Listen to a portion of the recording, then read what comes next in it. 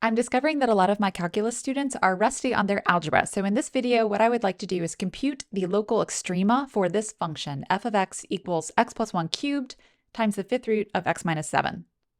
So by local extrema, we're looking for the local minimums and maximums. As we find those points, we will be able to assess where this function is increasing and decreasing. To do this, we need to compute the first derivative, and this is what students need some practice with. The final answer is not that interesting, but please notice as I solve this problem, the kinds of algebra steps I take along the way. Okay, so first, what is f prime of x? Using the product rule, that's going to be 3 times x plus 1 squared times the fifth root of x minus 7, and then plus x plus 1 cubed. If I think of x minus 7, the fifth root of that is x minus 7 to the 1/5. This is going to be 1/5 x minus 7 to the negative 4/5. All right, whenever you are looking for the zeros of an expression, that's what we need to find the critical points here. What you want to do is put that expression into as factored of a form as you can. So instead of expanding, think about factoring. So the first thing I'm going to recognize is that I have x plus 1 squared common to both of these expressions. So I can pull an x plus 1 squared out front. Let's do that first. So we will have a leading x plus 1 squared times 3 times, let me write x minus 7 to the 1/5 plus a remaining factor of x plus 1 times 1/5 x minus 7 to the negative 4/5. We can continue putting this in a more factored looking form if I take the x minus 7 terms and try to pull something out in front involving those expressions. In my opinion, the better one to factor out front is the one that has the negative exponent here. So let's take both of these x minus 7 expressions and factor out of them x minus 7 to the negative 4/5. That's going to leave us with that leading x plus 1 squared term, and then times x minus 7 to the negative 4/5. And then what we're left with is 3 times, let me write out in detail what exactly happens with this first term. We are taking the expression x minus 7 to the 1/5 and dividing that by x minus 7 to the negative 4/5. And then we still have a 1/5 times x plus 1. All right, I'm actually going to factor out one more term, and that's actually 1/5. So from both of these constants, I'm going to divide by 1/5 so that we get 1/5 times x plus 1 squared times x minus 7 to the negative 4/5. Now I'm going to do two things to this first expression inside my parentheses here. 3 divided by 1/5 is 3 times 5, so that's going to be 15. And then in a similar way, x minus 7 to the 1/5 divided by x minus 7 to the negative 4/5. What we're going to do is simplify this by writing it as x minus 7 to the 1/5 minus negative 4/5, which is actually 5/5. So that overall, this first term just becomes x minus 7. I can write that out as x minus 7 to the 1/5 minus negative 4/5, just so you see it one time like that, and then we will simplify. Now for the second piece, we're just left with x plus 1. I'm going to write this one more time.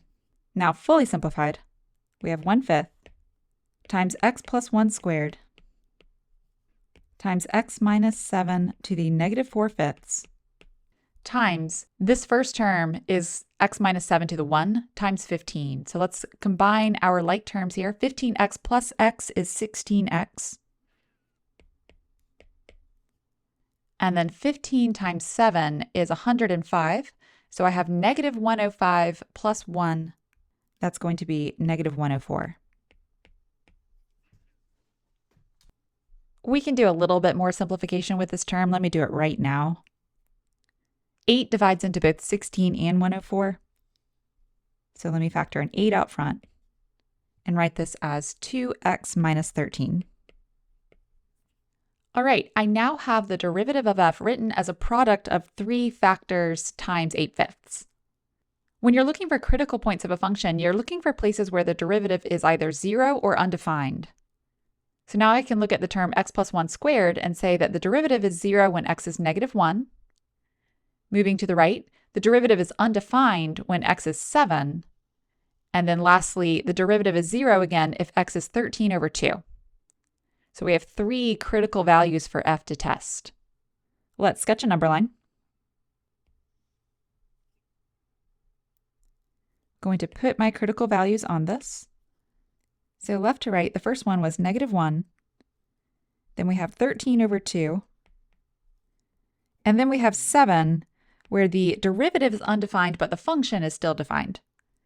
So this function is defined for all real numbers, but at 7, the function is going to have something that looks like a cusp. Now we're going to do the first derivative test because I don't want to differentiate again and do the second derivative test. So if you've already got the derivative written this way, just continue on with the first derivative test. That means look at the 4 zones that we've created with this number line and figure out what the sign of f prime is in each of those zones. So let me start with the leftmost.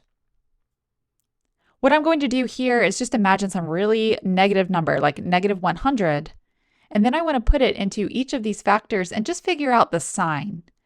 You don't care about the actual number. I do not need to know the actual value of f prime of -100, I just need to know its sign. So if x is -100, x plus 1 squared is positive. That's enough.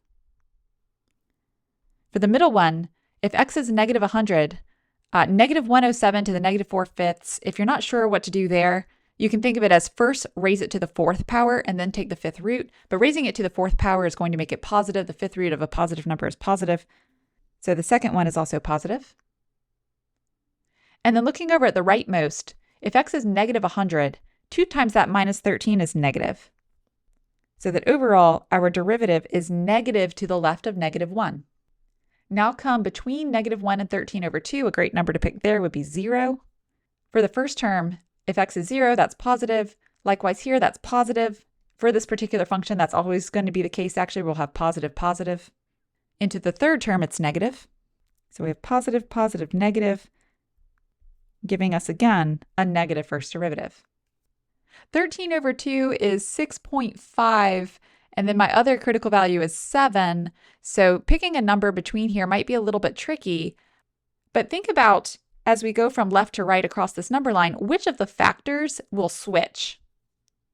And that's going to be the third one. So it's like, as I travel from left to right across the value 13 over 2, this third factor will switch from negative to positive, and the other ones won't be affected, because this critical point is really linked to only this third component. So we go from positive, positive, negative to positive, positive, positive, telling us that the first derivative is positive in this zone. And then over here, when x is greater than 7, again, we'll get positive, positive, positive. So again, my first derivative is positive over here. Now what happened for this particular function is that the first 2 components that I've written here, these first 2 factors, they were actually always positive. So we didn't really have much interesting switching behavior here, but if these powers had been different, we could have had more switching behavior. With 4 zones, you could actually have like increasing, decreasing, increasing, decreasing, or something like that. What we have in this particular scenario is a function which is decreasing down to 13 over 2 and then increasing. So our conclusion is x equals 13 over 2 is a local min.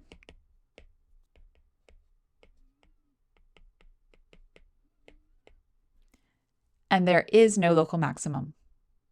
As I mentioned at the start of this video, this conclusion is not too interesting. What I wanted you to get out of this was how I handled this expression. So in particular, my focus on trying to pull commonly shared factors out front. If you're working through a similar problem, I hope this helps out. Thank you for your attention.